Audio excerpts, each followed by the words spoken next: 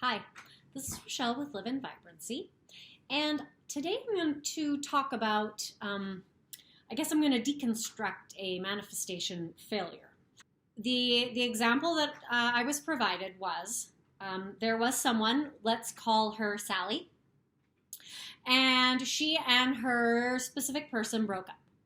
So Sally decided to manifest her specific person back. And so they were beginning to, she was persisting in her assumption and she was seeing movement. Her specific person was moving towards her and messaging her, and they were having a good time together.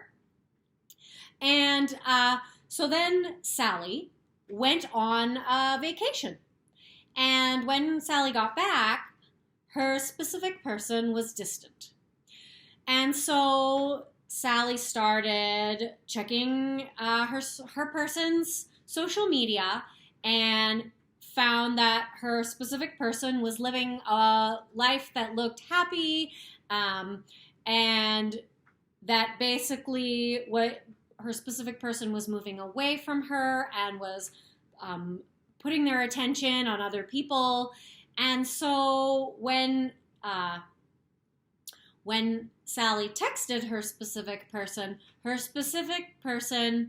replied only with a single line. And so Sally continued to check social media and saw that her specific person continues to live their life happily, giving their attention to other people.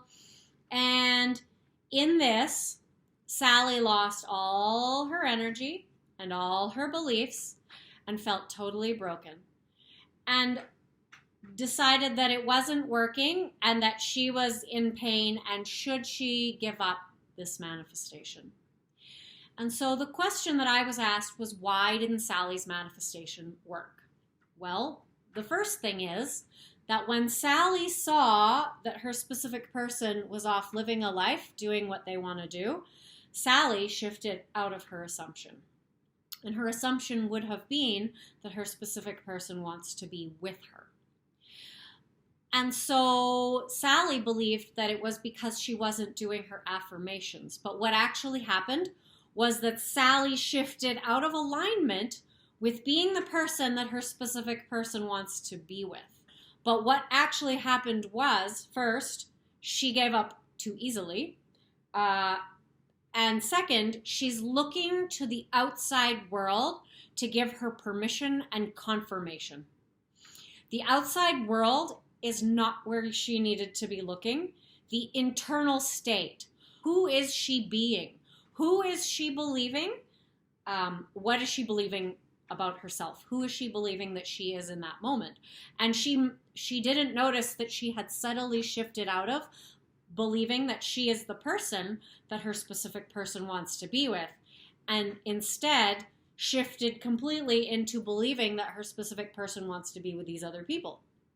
Therefore, her specific person wants to be with these other people. Because when you create, you are always creating from who you are being in every moment. And your life is a reflection of your most consistent state. And therefore, Sally's most consistent state was that the world needs to give her permission or confirmation. When you see things outside of yourself, you should not be thinking it's working or not working. It's important to focus on what's inside of you. What's going on internally? Who are you being? Who do you feel like? And to reorient yourself based on that. Not based on what the external world is saying, but based on how you internally feel. It's literally about who you think, who you believe yourself to be, the place that you are coming from. And so your thoughts and your emotions, these are literally just indicators of who you believe yourself to be. And so are you going to look at the outside world for confirmation and permission, or are you going to align yourself to have what you want and then stay aligned with that? Determine how does it feel to be the person who has it, and then focus, your entire focus is on constantly reorienting yourself to that. Realigning, noticing you're out of alignment and realigning, noticing you're out of alignment and realigning. That is how it's done, and that was her mistake. So if you're creating something and the doubts and the fears come up and the anxiety takes over, then ask yourself, who is it that I'm choosing to believe that I am right now? What is it I'm choosing to believe about myself? And then challenge that. Is that really my truth? Because that truth, I can guarantee, is not aligned with who you want to be. So you need to find your actual truth, your alignment with what it is that you want, that state of being that creates the life you want to have. Rather than looking out into the world for permission of who you can be or confirmation of who you are, you create that internally. So you need to then challenge that. What is it that I believe is true? Is it actually true? What is my actual truth? And then when you've determined what your actual truth is, go through your life and find evidence that that is true, because the mind likes evidence. Because it's not the world's job to confirm or give permission. And you are coming from a limited state when you are looking outside yourself at the world to give you permission and confirmation of who you can be and who you are.